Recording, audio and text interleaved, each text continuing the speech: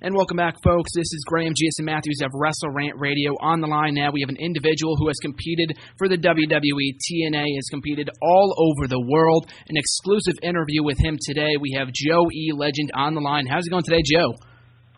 How are you doing? Thank you so much for having me on. Doing good, and no problem. You are among the first notable names we have had here on the show on WrestleRant Radio, so extremely excited to get talking to you here today. My first question for you would have to be, what initially inspired you to get into pro wrestling when you first started out in the early 90s? Well, I'd been taking karate and kung fu and tournament fighting and stuff for 10 years. And as the story goes, I was, comfortable kicking anybody's ass in the unemployment line, but it really wouldn't make me any money. And I was a huge fan of wrestling as a kid. My dad, about 14 years of age, started taking me to these little indie shows at the East End of Toronto, where I'm originally from. And I got to see the original Sheik and Bobo Brazil and Louis Martinez and all these guys. And just kind of fell in love with it from there. So a couple years later, I started training. And oddly enough, the first night I was ever at a wrestling show, walking out with my dad, he introduced me. He said, "Oh my God, that's Sweet Daddy Siki." And went up and introduced me. I was like, "Hi." I'd never seen or heard of the guy before. And it turned out he was going to be one of my trainers and have an incredible impact on my life. And just, I met him and, "Hi, nice to meet you." And that was it. And it turns out this guy is, one of the key figures in my career. And, of course, for the viewers that don't know, you were grown up in Canada. You trained in Canada with Ron Hutchinson and Siki. Of course, also the trainers of Edge and Christian. I'll be asking you a few questions about that in a brief bit. But, of course, when you were breaking into the business, what was one of the biggest obstacles you had to ever overcome when trying to break into the business? Oh, at the time in Toronto, it was really tough because the Athletic Commission had everything so sewn up. Mm-hmm. The WWE had everything locked down through a commissioner. His name was Ken Hayashi. And he just made it so impossibly expensive and difficult to run a show that it would cost you to run a show getting close to between $8 and $10 if I remember correctly, before you sold a ticket. So in turn, nobody ran shows. And when they did, they only seemed to use the guys who'd been around Ontario forever. So it's really hard to kind of get your foot in the door and just start trying to just get your experience and get your name out there. That was probably the biggest hurdle. I was blessed real early because Ron and Siki even kicked open a few doors for me, and 3 matches in, I got a tour of Japan for FMW because I helped train Tiger Jeet Singh's son, Tiger Ali Singh from WWE years ago.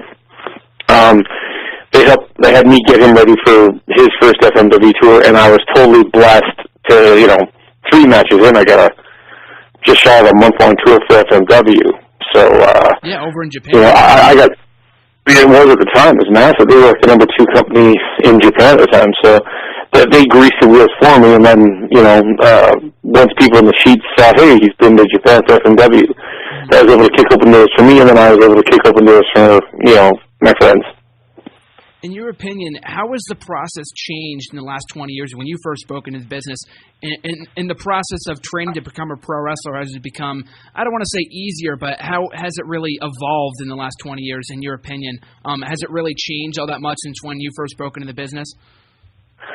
Our perception has. Years and years ago, the big leagues, NWA, which became WCW, obviously, AWA, WWF, they were all looking for guys who had experience, who'd made themselves marketable, who understood their own characters, and they were just looking to kind of, okay, these guys are already making X amount of dollars with our marketing machine behind them, we can really turn the buck. And now it's, if you have virtually any indie experience, they don't want to look at you because they're afraid they have to retrain you and, iron out any bad habits you learned on the indies. But to me, it makes everybody kind of wrestle the same way. I find that if I'm watching the beginning of Raw, I'm watching the end of Raw, I'm kind of seeing the same match over and over and over again. Yeah. So, I mean, as much as I understand they want to micromanage the product because it's, years ago, TV was to sell tickets to live events. Live events was your gravy. Mm-hmm. Now, live events are, time killers until you get to the next TV or the next pay-per-view.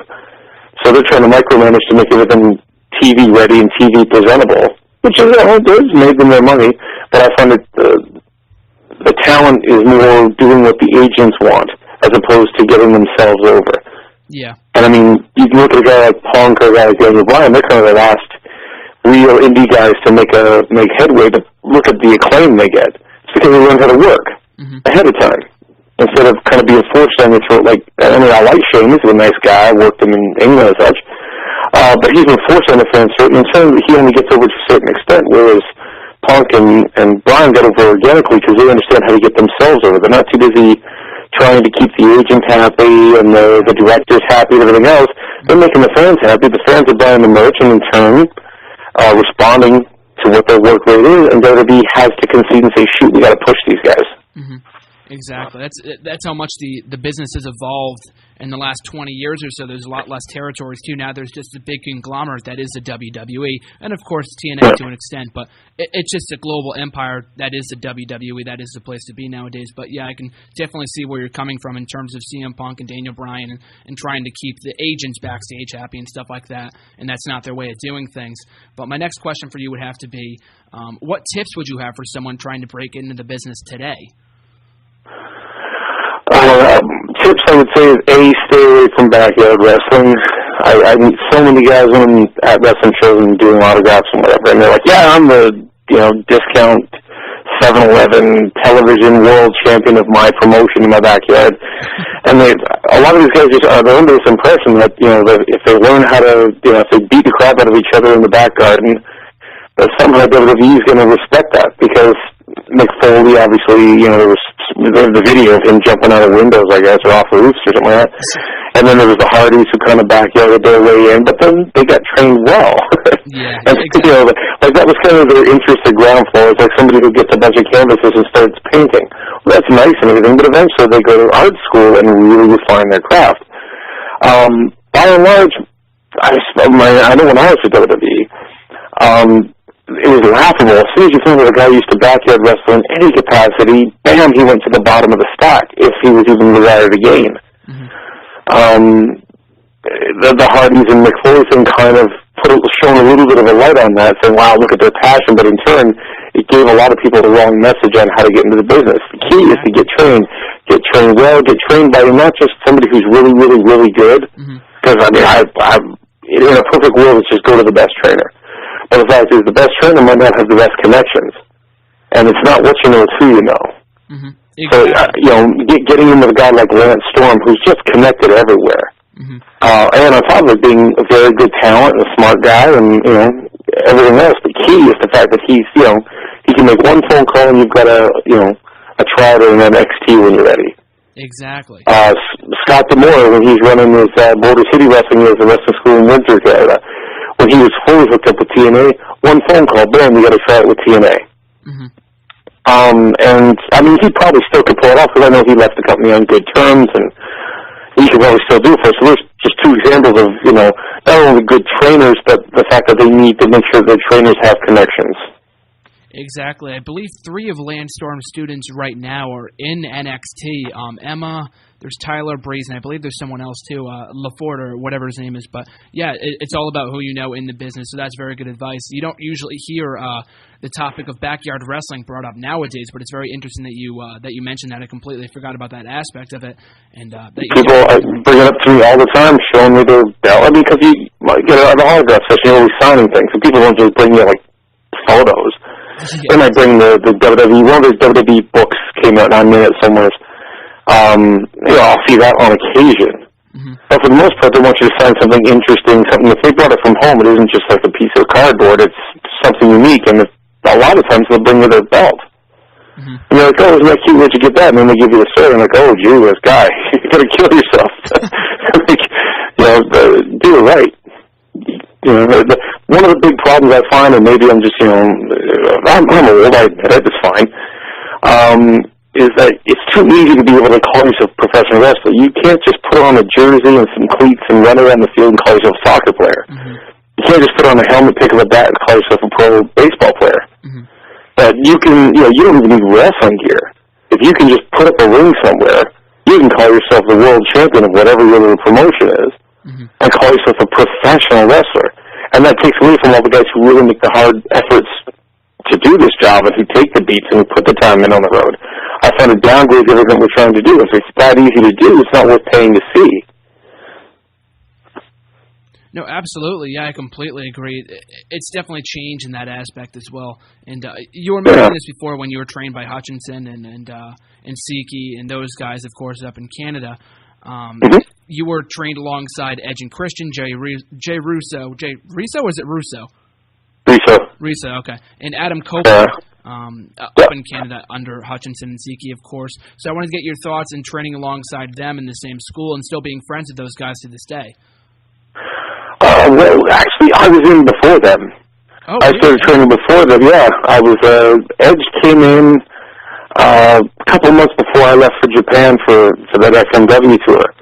And I was hanging out with my buddy Keith. Keith is soon great actor. Look him up, he's excellent. He's left the wrestling business to become an actor. He's awesome. So Keith and I were real tight. So I left for Japan, and by the time I came back, he said, yeah, I was, bored every weekend. I had nobody to hang out with, so I started hanging out with this, hippie guy. He's a cool guy. Yeah, he's great. So next thing you know, we all started hanging out. And Christian came in, I think, a year after him. Because it was just a financial thing. He needed to save up the money to do it. I believe Christian actually used the money, he got grant money for his education he put towards wrestling, which clearly was the right move for him, because he's doing pretty well. Yeah, exactly. Yeah. But one of the things that I'm always kind of proud of in a way is the fact that Ron and Siki are real sticklers for the basics. Like, anytime you try to do anything flashy, it's like, grab a headlock, you dumb bastard. Which is fantastic. I mean, your basics and your fundamentals are key at any given time. Your best coaches in any sport tell you to focus on your fundamentals and then broaden. But I was the first guy to get out of the gym and really go places. I've been to South Africa, I've been to Japan, stuff like that. And learned, you're picking stuff up everywhere you go if you're in any way exigent. So I started showing them all kinds of stuff. And, they obviously added it to their repertoire. And when Edge had his first tryout in Hamilton, Ontario, with WWE, it was him against Sparky Plug. That's how long ago. He wasn't Bob Holly yet, I don't think. I think he's still Thurman Sparky Plug. Yep. And so we all got tickets, and we sat ringside, and we decided to make as much noise as we could, because, at the time, naive. It was like, if they hear how over he is, they'll hire him, right? Like they're listening to five guys in the audience, right? But I went up there, and I watched, and it was like watching a blonde, skinny me. He was doing all my stuff. So I was like, I was really taken aback. I was like, you jerk. So we get outside with his mom and everything, and we're talking, and he comes walking, and I was like, hey, what the hell was that, man? Yeah, he didn't know first. Oh, no, but he looks me in the face, he goes, well, Joe, like, most of what I do is just stuff I take from Shawn Michaels and Bret Hart, and I can't really do that because they work here. I needed some unique stuff, and I'm like, I can't argue with that logic. Yeah, exactly. I wish he would have mentioned something ahead of time, but truthfully, you want to get your job. He went out of his way. That was, one of the factors that got him another look-see, which got him another look-see, which got him his job. So I'm happy that I had a lot of contribution in helping him in his, fundamentals and getting the ball rolling. And I was able to wait till Siki and Ron went into the office to discuss something, and I was able to show him a bunch of stuff that Siki and Ron probably didn't want me showing him at the time, but it worked for his benefit, and I'm happy I could help. Were you in the circle when Edge first broke the announcement of his retirement in 2011? Were you among the first people that he told, or did you find out with the rest of the world a few days later when it was announced on Raw? I saw it online, actually. I was just monkeying about, and I, flipped on the PC, and there it was. Like, Edge retired. I thought, I guess he, done some angle, lost a loser, leaves town match or something ridiculous, and he'd be back next week in Unmasked. And then when I saw more, I was like, wow, that actually does sound quite serious. If it is an angle, it's a hell of an angle, because I believe it. And at least I question whether it's legitimate or not. It's not completely foolish. So I started making a couple of phone calls. Like, wow. Yeah, like I knew he'd been hurt before. I knew he was having trouble. Christian had mentioned me a couple of times, like he was a little concerned about, because he'd seen his, Adam's hand shake a little bit. So he doesn't want to, you don't tell him to quit. You don't do that. You try to be supportive of whatever decision you felt make. And of course, that's what Christian was for Edge. But he let me know. I'm a little concerned. But he assumed, and fortunately, they were smart enough to go and see a doctor and make sure that he isn't in a wheelchair now, just for ego, whereas I might have been the guy in the wheelchair. because I have to be clinically dead for 3 days before I go see a doctor about anything. Yeah. I'm just stubborn that way. I hate doctor's offices. He played the smart card. He's played it smart with money. He's played it smart in virtually every other way. And now he's played it smart with his health. And now, since he's a daddy, he's going to be able to run around the garden and kick a ball around instead of sit in the sidelines and watch his kid because he had too much ego. So, well done to him. If he had to go out on top, he went out the smartest way possible. Exactly. He left as world champion, had his last match at WrestleMania. Couldn't think of a better way to go out. Of course, it wasn't on his terms, but like you said, it's much better than going out on a wheelchair than never be able to walk again or anything terrible like that. So that's very good as well. Yeah, precisely. And quality of life is everything. What was that? Quality of life is everything. Absolutely. Eventually, you're going to retire. It's going to happen. Exactly. Unless you're Terry Funk, you're going to retire. Only inevitable. And when you do, I mean, the cheering's going to stop, and people are going to stop recognizing you in airports because they're looking at the current product. And when that happens, you can reflect back on your career and look at your current state and see, see how it added up. His is going to add up quite well. Exactly. It's got the legacy to back it up with the world championships and whatnot. So speaking of which, you competed for the WWE or WWF at the time, and for a brief period of time in the early 2000s. How would you describe your tenure in WWF? I hate it. It's terrible. Worst gimmick in wrestling history. Real political backstage nonsense. I mean, there are some wonderful people. I'm not going to just say it's a freaking grim situation. But I felt Shane McMahon was really approachable. Stephanie was lovely, despite what you hear. I never had a cross with her. I thought she was great. Vince, he puts on kind of, the Vince character wherever he goes, so you're kind of hesitant to go and approach him, because he's always busy. Yeah. You don't want to think he's, coming up with a finish to WrestleMania in his head and you're interrupting about some nonsense, then he gets mad at you. Yeah, exactly. And Linda's an absolute lovely lady. But the gymnastics you got to do, jumping over people and doing, going through hoops and crawling around trying to get to them, is torture. I'm not a politician. I'm a terrible politician. If I don't like you, I don't like you, and I find it really hard to hide that. I don't have to drag you outside and punch you in the face, but you know it. And I don't feel comfortable having to come in, hey man, it's great to see you, when it's not great to see you. I can be professional and work my match and let's go separate ways, but it's just such a, I don't know, it sounds weird because it's wrestling stuff, but to say that it's a phony atmosphere, like, so much of the atmosphere is phony that when you do meet some real sincere, good people, you feel guilty a couple weeks later when you realize they are sincere, good people, but you're always questioning everybody's motives. It's a very, walk on eggshell atmosphere, and it was definitely not for me. The money was great, the travel was great, I met some lovely, wonderful people. Molly Holly, one of the best people I've ever met in or out of wrestling, just a great, wonderful girl.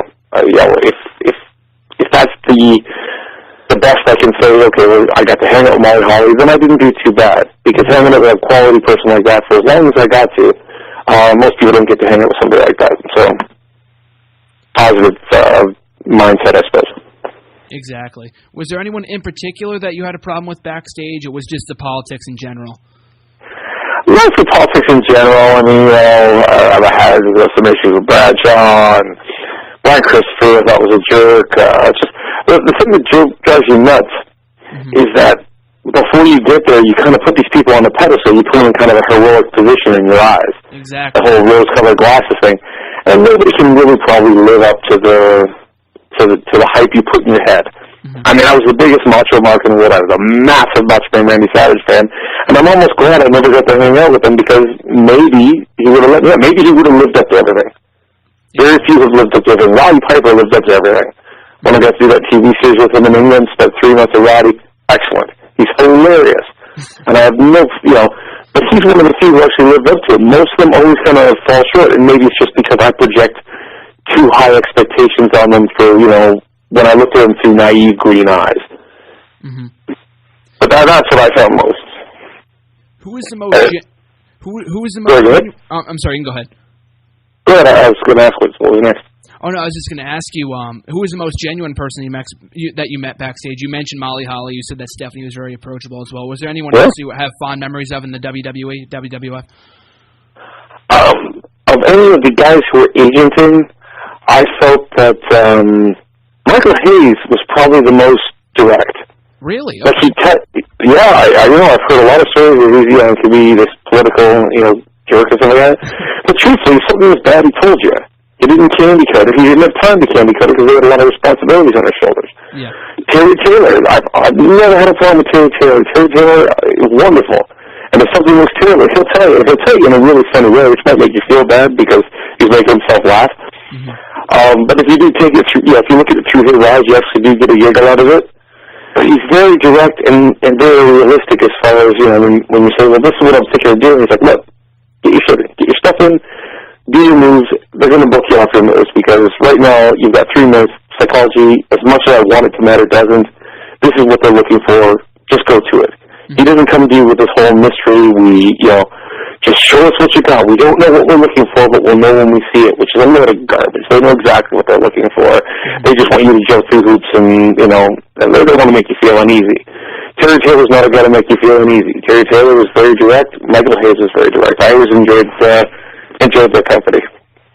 You also competed for Total Nonstop Action, TNA, for a brief period of time in 2004. You even reigned as World Tag Team Champion on one occasion. How would you describe your tenure in TNA, and how would you compare your time to TNA or with TNA to WWE? It started off kind of weird because I'd met Jarrett on a tour in. We were doing it for this group, the WWA. We did a couple of pay-per-views for him. And I did the first tour of England, Ireland, Scotland, and Switzerland. And I met Jeff there, and he liked my stuff. I've been working Mike Sanders every night, and we really do having good matches, really good matches. So Jeff liked my stuff. And so I spoke to him after that, and he said, yeah, we would love to have you in, blah, blah, blah, blah, blah. We'll take good care of you. I'm like, okay, great. So I kept in touch with the office, but you couldn't get a hold of Jeff. So then he was talking about me coming in like January of 2003, I want to say. And so I kept calling the office going, guys, what are we doing here? Because I've got to move my entire life from Germany, where I currently live. When I left WWE, I'd moved to Europe and got married over here.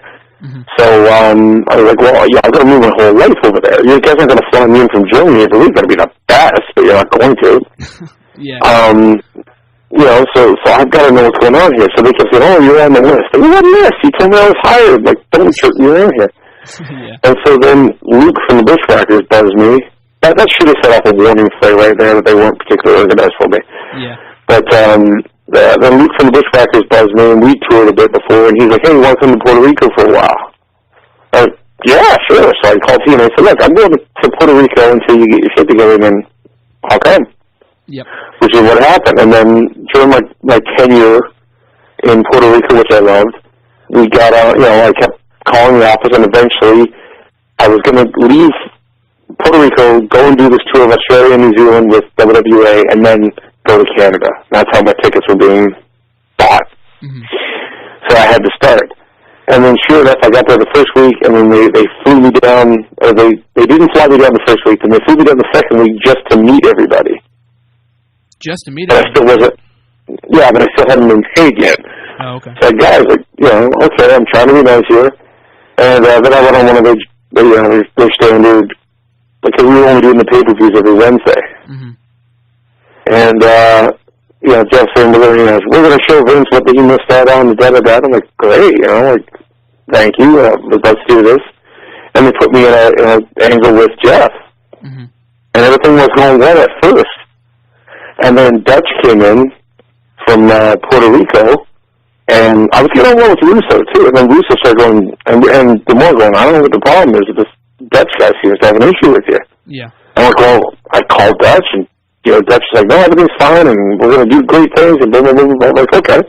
And then they just, they sat me home, and then they brought me back in to do that red shirt security foolishness, because apparently my goal in wrestling is to come in as a steamroller heel to beat up the boss, and then come back, I'm using that as a springboard to a lucrative career in security, with a red shirt on, which, ask anybody who watches Star Trek. A security guy in a red shirt, always money. Yeah, exactly. Yeah, so they were using me to try and give Kevin Northcutt more experience. Mm-hmm. I think they liked Kevin Northcutt, and they thought, okay, I could come in, quarterback the matches, take the pinfalls, but they could kind of keep Kevin, as a hotter commodity. And Kevin's good, and a really good guy. Mm-hmm. So I can understand wanting to push him, but at the same time, push him off my back if you got it, but just keep paying me. And instead they sat me home for nothing. Like after we dropped the tag belts, we did 1 or 2 more gigs, and then I was sitting home. So I kept calling the office, and they kept jerking me around. So eventually they paid me up what they owed me. Yeah. But we left on pretty ugly terms, which is too bad, because I really liked, I put the full weight of it on Jeff and Dutch. No time for those 2 guys. Dixie, I thought was lovely. Always approachable, really nice. Her husband, Serge, great guy. Couldn't ask for a nicer guy. Vince Russo, as much heat as he gets, in the industry. Of course. The guy was always polite, always, approachable, would talk at length and give you, a long-term projection on how he wanted to do things. I think he's, I got on well with him, but unfortunately, the 2 guys with the most power, Jeff and Dutch, are the ones who cut my knees out.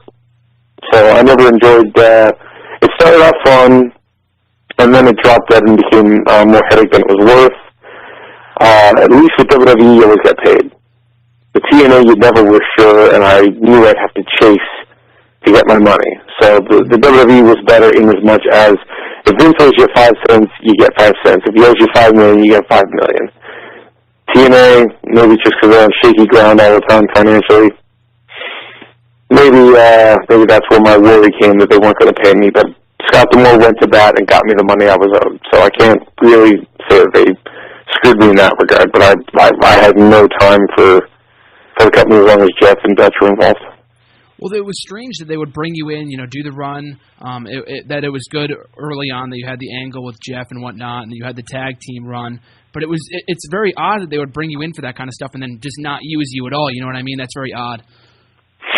Yeah, it coincided with when they brought in Dutch from Puerto Rico. That's where, I kind of look at it like, well, Dutch never said a word to me in my face. Not once. And I gave him plenty of opportunity. Like, Dutch, what can we do here?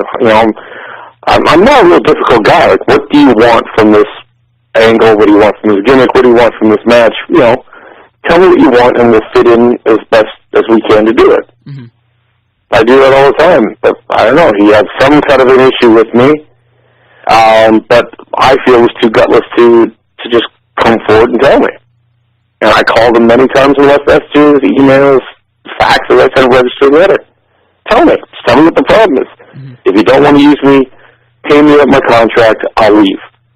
Don't leave me sitting at home waiting every week. Because, ultimately I think the goal was, because it's a Wednesday promotion, they're waiting for me to take another job. Mm-hmm. And then, as soon as they found me to take another job, they're like, okay, we want to use you this week. I'm like, well, I can't. I got my new job. Oh, breach of contract. And we don't have to pay you. Yep. Yeah, that's a complete waste, yeah. I thought it was very, very shifty business practice. So the backstage... I wish I'd been there slightly after when Jim Cornette was there, because I always got a real love Cornette, and I like his style. Mm-hmm. So, in terms of backstage environment, of course, TNA and WWE, from what you just said, have their respective issues. Of course, WWE paid you up front and whatnot. They paid you, so there's that. So, but what was the better backstage environment? How would you compare the 2 companies?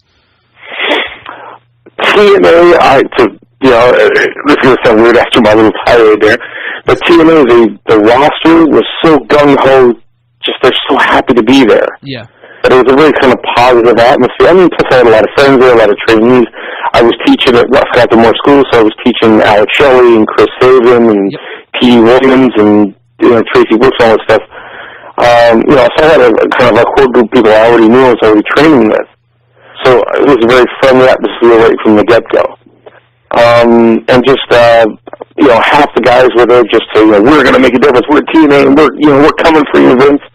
And the other half were just going, hey, we're happy to be on TV, and who cares about Vince? We're just thrilled to be here. Exactly. So it was a really kind of positive, and everybody wanted to work together, and everybody wanted to, it was a real communal effort. I found that I saw personally less kind of backstabbing and, whining and complaining between guys. We're just getting pushed and not me, they knew it was a smaller roster. But because because the company wasn't doing great, everybody could consider the fact they might actually get a shot. Mm-hmm. Because the company had to start taking chances. They had to start throwing a lot of crap at the wall and see what stuck. Whereas for WWE, they had their guys who they were going to push, and then maybe they'll give another guy a shot, maybe they won't. Because they're making enough money, they don't have to look at their undercard. You just keep guys undercards. The TNA had to advance guys, and that locker room kind of respected that idea. Mm-hmm. And so in turn, everybody really worked hard and super friendly. A lot of really nice guys, and a lot of hungry, ambitious talent too. Especially the juniors, because they knew they weren't going to get the acclaim or the opportunity to advance that TNA was giving them, because that X division really had a ball rolling there. It did, yes. So a lot of the juniors who had a ton of talent but didn't have a ton of size were still going to make a living and get to showcase their stuff, which they deserve. Yeah, that was the one unique aspect about TNA. I mean, they still have the X Division to this day, but the X Division was one crucial part of TNA that really made it stand out from WWE, and that's one of the reasons why it's called WWE Light nowadays, because it doesn't have that unique identity that it once had 10 years ago. So, that's the thing Dutch told me when he first showed up, is that he wanted to kill the X Division off. I was like, what? He said he wanted to have the entire X Division in the ring, including the champs, look at 10 or 11 guys, in like a free-for-all type match, and then he wanted the Bliss to come in and kill everybody, leave him for dead, and that would be the end of the division. That's ridiculous. Yeah, I think I was like, are you nuts? He said, people don't want to see these people. They don't want to see big men. They want to see big strong men. They want to see big strong swimming men. They don't want to see these little guys. I said, well, these are the guys who are drawing attention right now. Exactly. You guys are always telling us what the Internet's saying. The Internet's talking to these guys. Mm-hmm. You can't tell me that Jerry Lynn is not a marketable talent. Mm-hmm. He just has to be marketed and not have the legs pulled out from him every 5 seconds.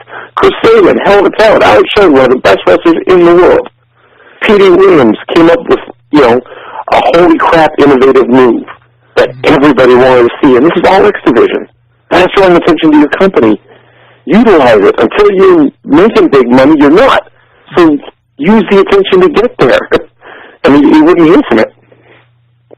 It's like what the Cruiserweight vision was basically to WCW, in that it had that unique identity to it, because it had the Cruiserweight division when the main event stars really weren't for the company. You know what I mean? So that's just it. When you had Stevie Ray versus Brutus Beefcake on top, you were thrilled to have Eddie Guerrero versus Chris Benoit for the Cruiserweight belt. Exactly. Gee whiz! I mean, tell me which match was going to have you on the edge of your seat. Mm-hmm. The real main event would be in the opening match, exactly. The next question I wanted to ask you, you've been getting into acting in the last few years. You've been doing a few films here and there. Have you ever considered a full-time career in acting, and where did all that come about? I'm a big movie nerd. I love movies. I have right now about 1,400 DVDs. Wow. But I would probably have triple that if it weren't for, downloads now. Yeah. So, I'm just a big movie kid, and I have been since I was a little kid. Mm-hmm. And I did that TV series, I did the Celebrity Wrestling in England, and the other series of Bring It On, which is like a follow-up series beyond that, which kind of kicked open some doors for me TV-wise. And that got me a couple of movie roles in England, and then this promoter I work for in France, he's hooked up with the film industry to a degree, so I've done a couple of films in France.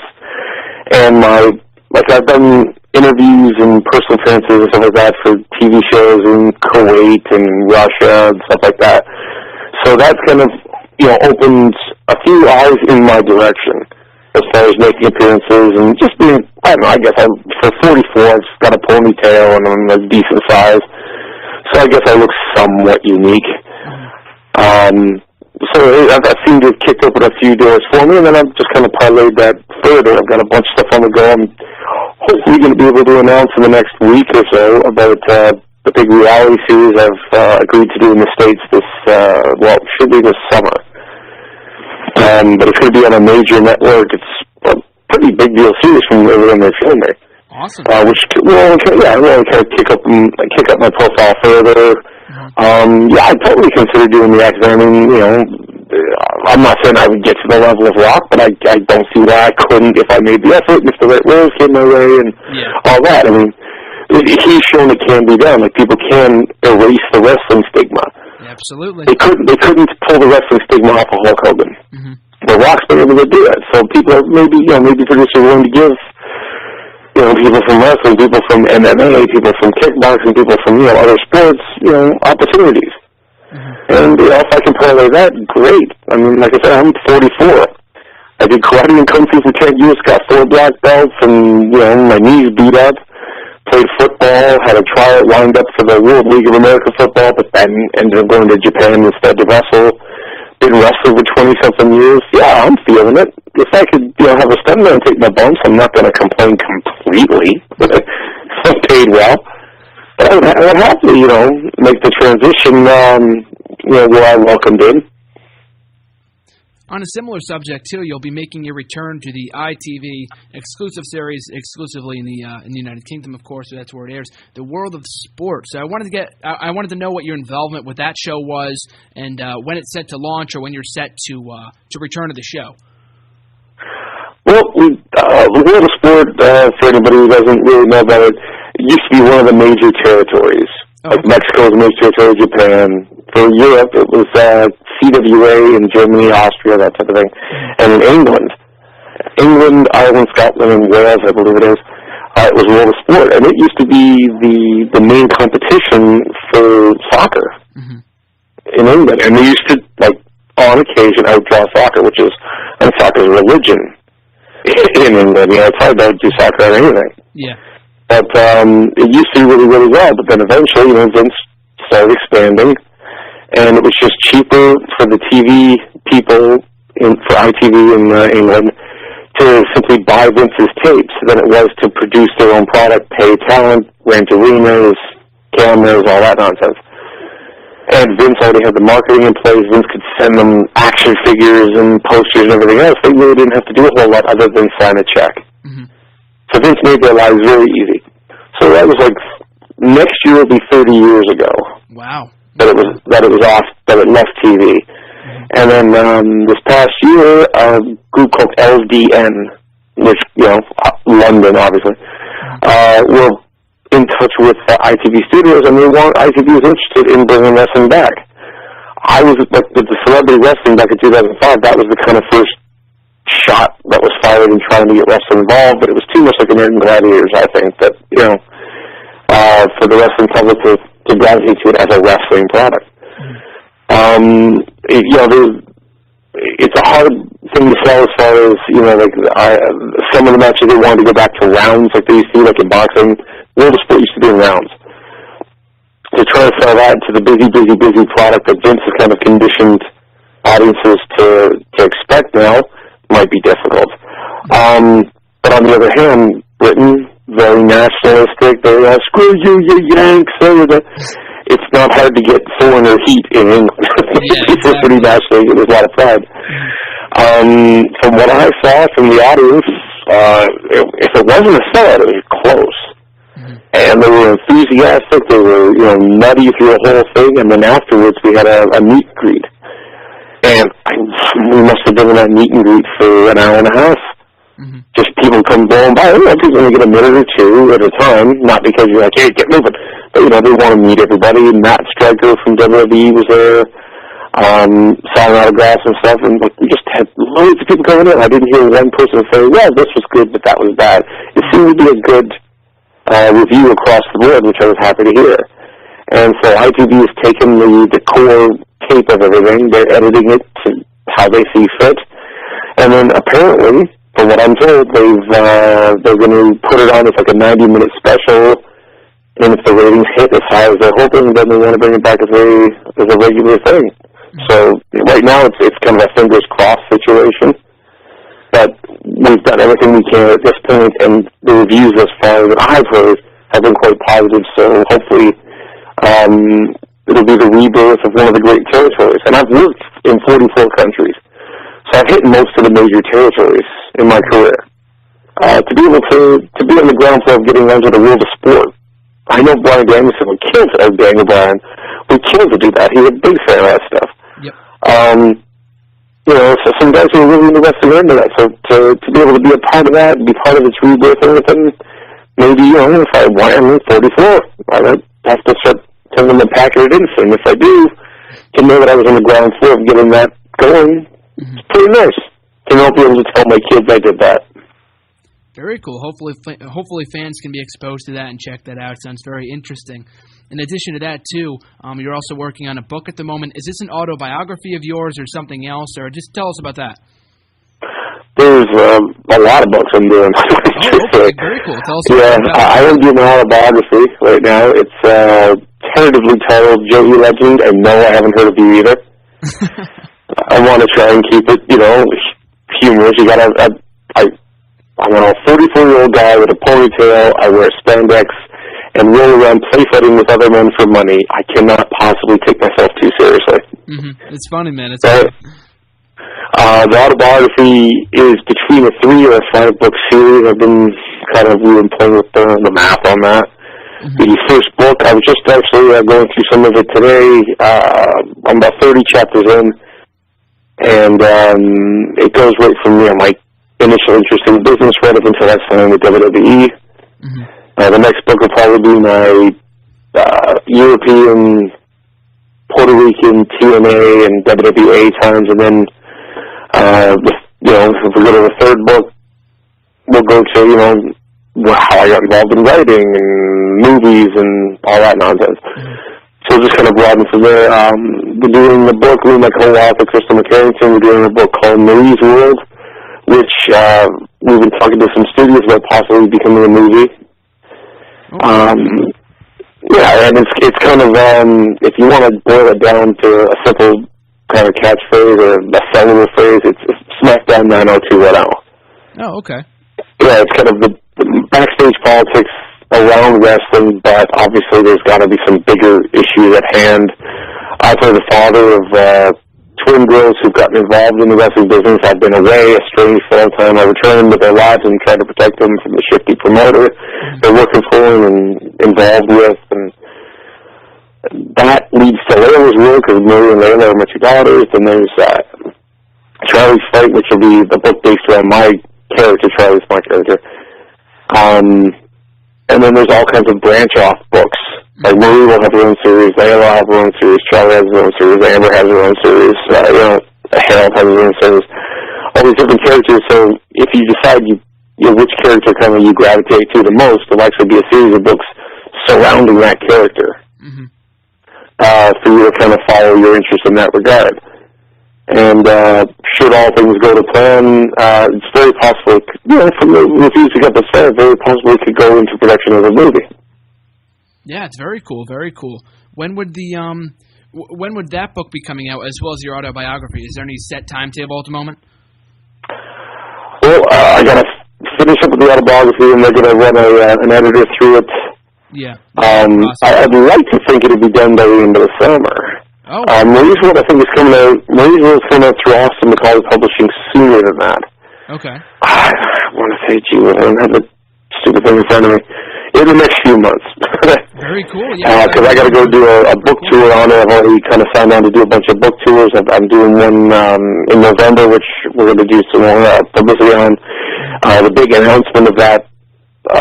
It's like a book fest, but there's going to be wrestlers there, more than just me, some bigger names than me, all at this book fest, because they're going to do seminars and Q&As and stuff like that with wrestlers and authors and everything else, and that's going to be in November, and we'll do the big announcement on that tomorrow, as so I'm told.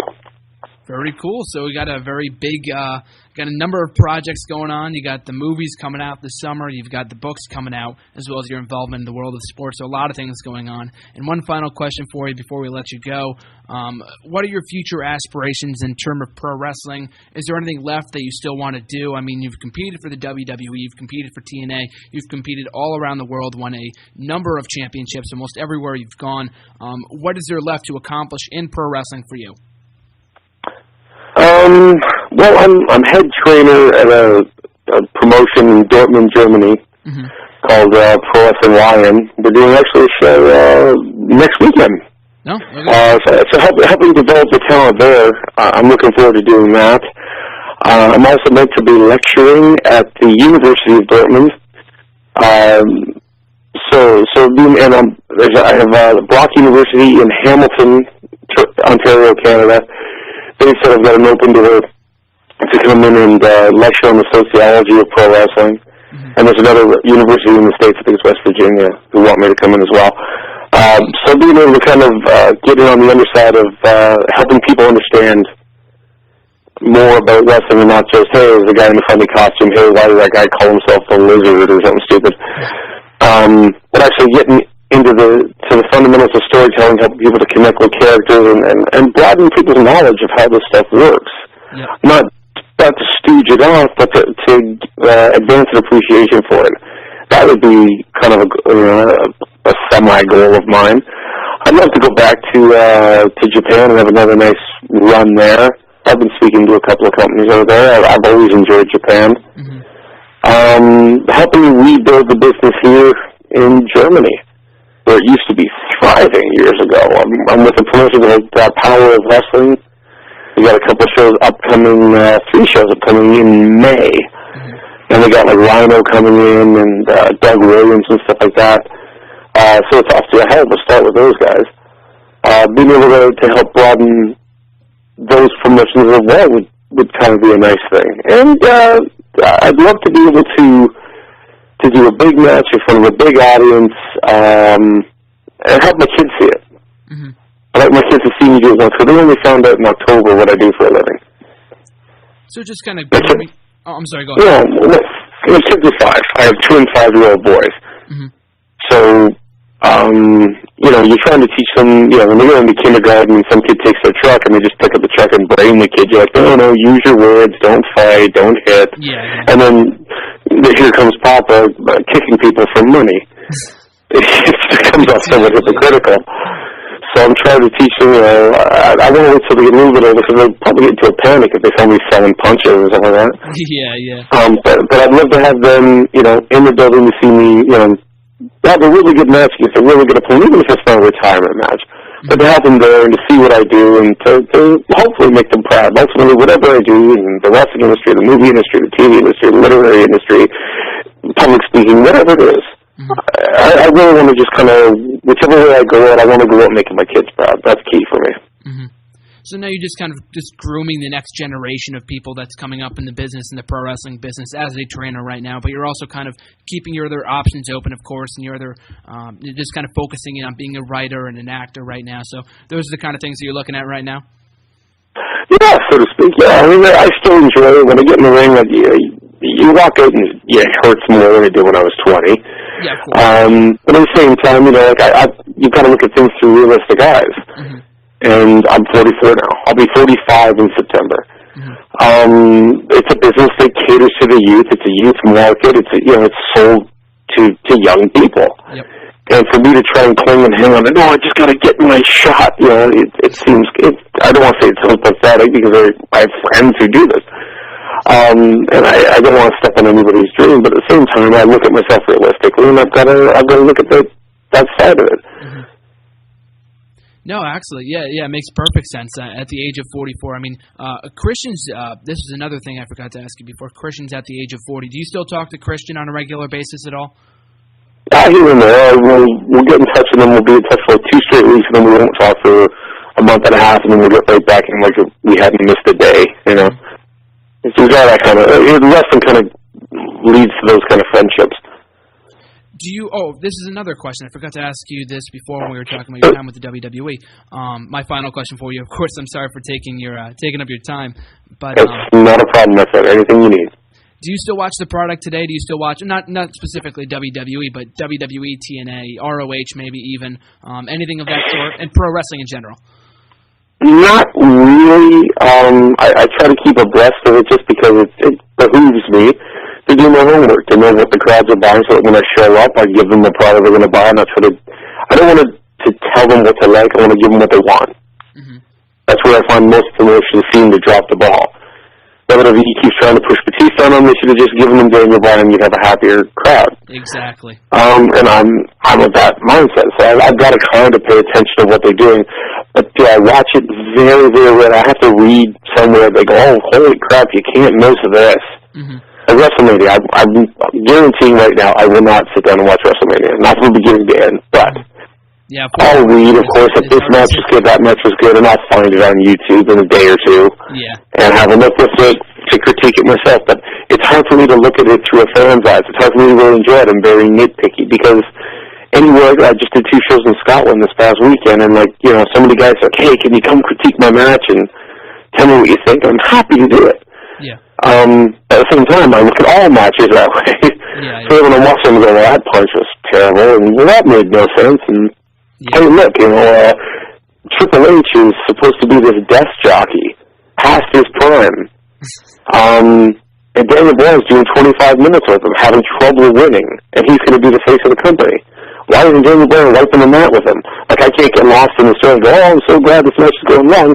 My logic kicks in and going from a marketing standpoint, he should wipe the mat with Triple H. 1 minute, boom, kill him. Mm-hmm. Because he's a death jockey, he's rusty, and he's old, and he's hurt. Mm-hmm. Otherwise, he'd still be wrestling. Exactly. Very good point. So Daniel Bryan, who's at the peak of his skills, should own him. And he's not going to. They're going to do 20 minutes. Yeah. And that's what aggravate me. So for me to tune into that social media, it's just going to annoy me. Why would I do that to myself? Exactly. So it's kind of hard to enjoy as a fan after being in the business for so long. And like you said, critiquing others' matches, so you kind of critique the entire business that way when you sit down or whatever. Yeah, I rob myself of the enjoyment. If it's nobody else's fault, you guys might be putting on phenomenal matches. Yeah. But I will rob myself of the joy of it because I'll be critiquing it too strongly when I should be just able to shut off the critical side and just enjoy the show. Mm-hmm. But I'll just have a real trouble just sitting and enjoying the show. Maybe I'm bitter too. Oh, I should be there. Maybe I'm just weak and shallow in that regard too. Who knows? But either way, I know that I wouldn't sit there and just get lost in the moment like I did at WrestleMania 4 when Savage won the belt and I was losing my marbles in Maple Leaf Gardens watching it on big screen TV. Yeah, exactly. Well, it sounds great, man. Thanks for the interview. I really appreciate it. We got a lot of great stuff on here. Of course, before we let you go, just feel free to plug your shows, your events. You did before, but of course, you want to mention it again, Facebook, Twitter, wherever the fans can find you. Anything you'd like to plug before we let you go? Okay, unfortunately, I should go on Twitter more. I was kind of forced to get a Twitter account through my publisher, but the Joey Legend is my Twitter handle. If you go to the one that says Joey Legend, somebody's taken it. Don't know who. It's not me. I know, it's ridiculous. But the Joey Legend, that one's mine. There's my Joey Legend Facebook page. There's a wrestling one. There's an author's one. There's 3 or 4 different fan pages in French. There's a couple of fan pages in Turkish. And if you go into my real name, Joe Hitchin, that's the one I look at most of the time anyways, because I really do separate reality from fiction. So I tend to be myself when I'm not in the ring. Yeah. And that carries over to Facebook. For booking inquiries, for seminars, for matches, for public speaking, legendwrestling@hotmail.com, best way to reach me.